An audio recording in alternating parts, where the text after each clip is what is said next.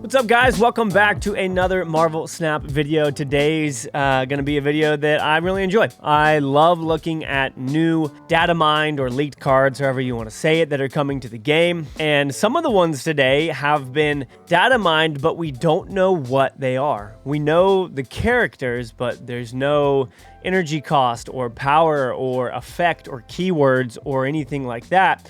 Some of them in this video will have those, so we're going to chat through those, but there are two specifically, the High Evolutionary and Iron Lad, that we're going to kind of go through their lore and their history and talk about what we think their abilities might be. I'm not an expert on Marvel. In fact, I know very little about Marvel characters, and so I enjoyed reading through some of the wiki fandom on these two characters, the High Evolutionary and the Iron Lad, and it was really fun. Many of you probably know a lot more than I do, so I would love to hear down below what you think these cards may end up doing, what their abilities may be as we talk through this and as we brainstorm. I love doing these things as a community. So first, we'll cover a couple of the cards that we already know their abilities, chat through those, and then we're going to kind of brainstorm these two cards that aren't identified yet. Now, I think it'd be pretty cool if in the comment sections, one of you came up with what the card will actually do. Let's get into it. So the first of the cards we're going to go over is Howard the Duck. It says on turn 6, you can see one card in your opponent's hand. Now, there is no health or anything like that for this. So turn 6, you can see one card in your opponent's hand. I think that's interesting, and the way that I imagine it playing out is obviously turn 6, you don't care what is left in your opponent's hand, you care what's on the board, and that's why there are cards like Kang. And with this one, I think what it's going to do is show you everything that they started off that turn with in their hand. So you could see if they have a Shang-Chi, you could see if they have Arrow, you could see if they have Leader, which nobody has anymore, but you could see lots of different things and kind of figure out the scenario or how they may play things accordingly. Now, I don't necessarily know, Howard the Duck doesn't say on reveal or ongoing or anything like that. I think it'd be pretty cool if when it was in your hand, it gave you this ability so that you didn't have to play it. Or if when you played it, it didn't have to be revealed so that you could have that little bit of edge on your opponent. Now, that might seem like it would be pretty strong, but again, I'm not really sure what they're going to do with this one. Information is key in games like this. That's why a lot of times when people play Yondu, you can destroy a card and you can immediately know what they have. You can play Cable, you can draw into stuff, you can play White Queen. So this is going to be another one of those cards that gives you information that can help you either retreat and save cubes and take less damage, or can allow you to try and predict what your opponent may do.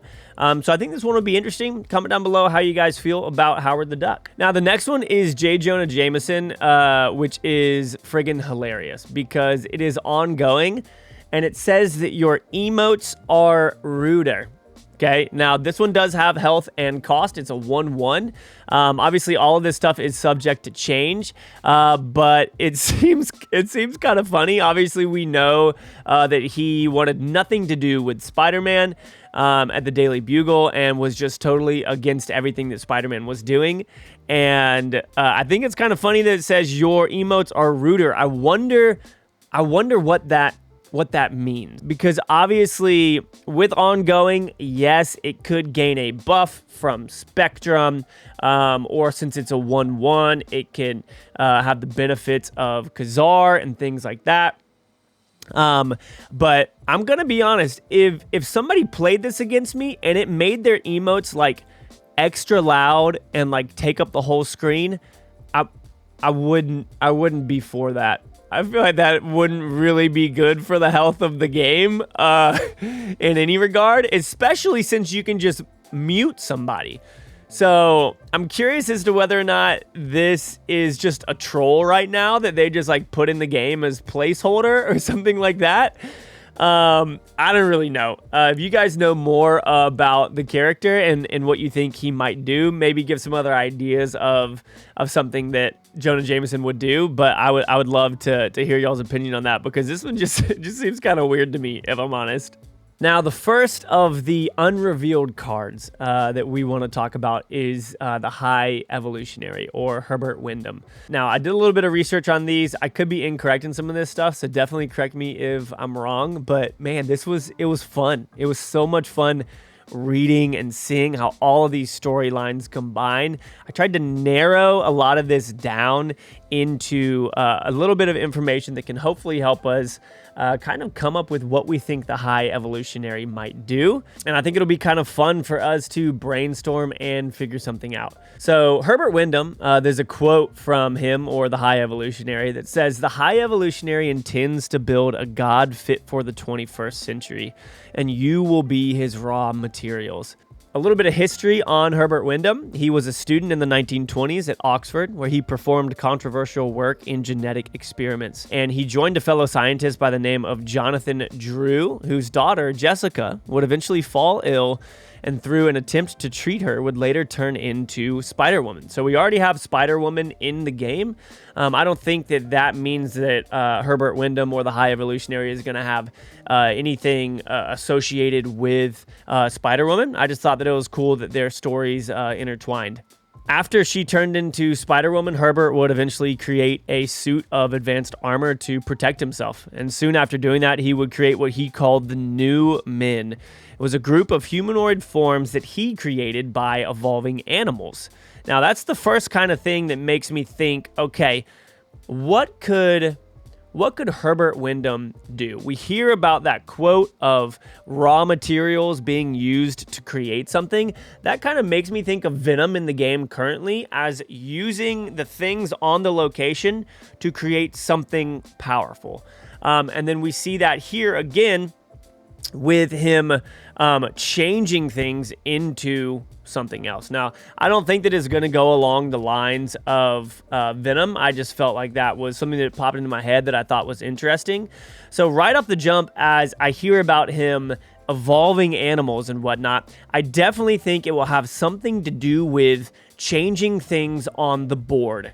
Whether you could change cards at a location to all be, I don't know, 3 power or something along the lines of that. That's kind of where my mind goes right off the jump as I hear that he was a scientist who would kind of evolve animals into other humanoid forms. Now, after fighting many enemies, 2 of which were Thor and Hulk, he actually launched himself into space, where he temporarily turned himself into a disembodied intelligence. Eventually, he would turn himself back into his normal form, but he internalized his powers, including the ability to evolve or devolve creatures at will. Okay, so again, that's where I think we're going to kind of land on the High Evolutionary's ability. He can evolve and devolve other creatures at his will. So maybe he fits inside the realm of animals within the game, like squirrels. Let's say that you play Squirrel Girl and High Evolutionary can change squirrel. I'm trying to think of other animals. I mean, we have, like, Falcon isn't actually an animal. Like, Squirrel Girl, squirrels actually spawn on the board. But that also seems way too limiting for him. So my mind, again, really just goes to the thought of, okay, he's going to be able to change the stats, the keywords, or whatever of things on the board. Maybe we think about this. Maybe he fits in with Patriot decks, and you can play him on a location, and he turns all of the things that maybe had on reveal abilities or whatever it may be into animals or creatures that now can gain a buff from Patriot and Mystique. I don't really know. That doesn't necessarily seem like that would fit along with the lore. But again, comment down below. What do y'all think the High Evolutionary could do? Maybe it could be something along the lines of like Ultron as well, where Ultron spawns all of the bots, or something along those lines. Or really, now that I'm thinking about it, what about Valkyrie? Changing everything at a location to power 3. Maybe the High Evolutionary changes everything at a location to some form of animal or something along those lines. I think it's really cool. I think the potential here of the High Evolutionary is there, and I'm really excited to see what they come out with. Now, next, we've got Iron Lad. Iron Lad, or Nathaniel Richards, has actually had many different incarnations over the years. Some of his other identities are Kid Immortus, Ramatut, Scarlet Centurion, Kang, Immortus, and Mr. Griffin. Sorry if I pronounced any of those incorrectly, but I thought it was interesting that another one of his incarnations is Kang. And the cool thing is we actually see in his storyline where Nathaniel Richards interacts with Kang the Conqueror, who we recently saw added to the game. There are actually some records as well about Nathaniel Richards that say that he could be a descendant of Dr. Doom. So that kind of comes into play as well as we see Dr. Doom and what Dr. Doom does on the board. Maybe it has something to do with that, but I don't really think that his descension or being a descendant of Dr. Doom has anything to do what his abilities might be. Goes on to say that when Iron Lad was a teenager, he was being beaten up by a bully named Morgan, and Destiny stepped in and changed the course of his life. His future self, Kang the Conqueror, stepped in and stopped him from being killed, and he actually outfitted Iron Lad with a neurokinetic armor and showed him visions of the future where he was going to become a time-traveling conqueror. So Kang went back to protect his past self from being killed and gave him a suit that gave him the power of time travel. But it actually kind of shook Nathaniel Richards, and he was like, I don't know about this, and he ran. He wanted nothing to do with his future self in Kang or his future incarnation, and so he left. He went back to the past. He traveled back in time and across dimensions to the modern age, and he began to search for the Avengers for help. But at the time, the Avengers were disbanded, and the Avengers mansion and everything was just not there anymore. And so he went and he looked for Iron Man. He tried to find him, but it was hard to get in contact with him. So he ended up breaking into Stark Industries, where he recovered the remains of Vision. And in finding Visions, he learned of a program that Vision had created that would help him find the next generation of Avengers. So I think that that's really interesting that he breaks in and he finds the remains of Vision. Now in the game, obviously we know that Vision can be moved each turn. Could that be a direction that they go with Iron Lad? That maybe Iron Lad has movement abilities, which you guys know that I would absolutely love because move is my favorite archetype in the game. But even with that, I don't think that his ability would go along the lines. It says that he ends up finding the next generation of Avengers. So he puts together a new team of Avengers to fight. And the storyline obviously goes a lot deeper, but for me, for the sake of this video and what I think Iron Lad may do in the game, I feel like there could be some really, really cool deck building things that go along with Iron Lad. In the sense of recruitment, maybe when you play Iron Lad on the board, he pulls another Avenger character to the board. I think that'd be really cool. We don't really have anything like that necessarily where certain groups, X-Men, Avengers, relate too deeply in the gameplay themselves. And I think the fact that Iron Lad built the next generation of Avengers, I think that'd be really cool to see him when he's played. Maybe he has a certain amount of power, but he draws maybe a past Avenger or a future Avenger to the board at his same location or at another location. Or maybe he could be used depending on whether or not Iron Lad is ongoing or on reveal. Maybe when he is played as an on-reveal card, he pulls another on-reveal card, recruiting it to the board. Now, there's so much more that goes into the depth and the storyline of Iron Lad that obviously I'm not getting into, but I think that the things that we have here can kind of give us a good idea into who Iron Lad could potentially be within the realm of Marvel Snap. This was really fun for me to dive into these storylines and read this because, again, I'm not the deepest Marvel fan.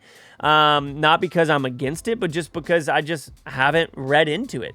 And so if you guys enjoyed this video and you'd like to hear more storyline stuff or see my perspectives on cards and things like that within the game, then let me know down below. And again, what do y'all think Iron Lad could be? What do you think his abilities could be? I think it'd be so cool if somebody in the comment section actually got it right and guessed the future Iron Lad card once it is indeed added to the game. Thank you so much for watching and hanging out with me, guys. I really appreciate it. This was a fun one. I love ya. I'll see you all in the next video. Peace out.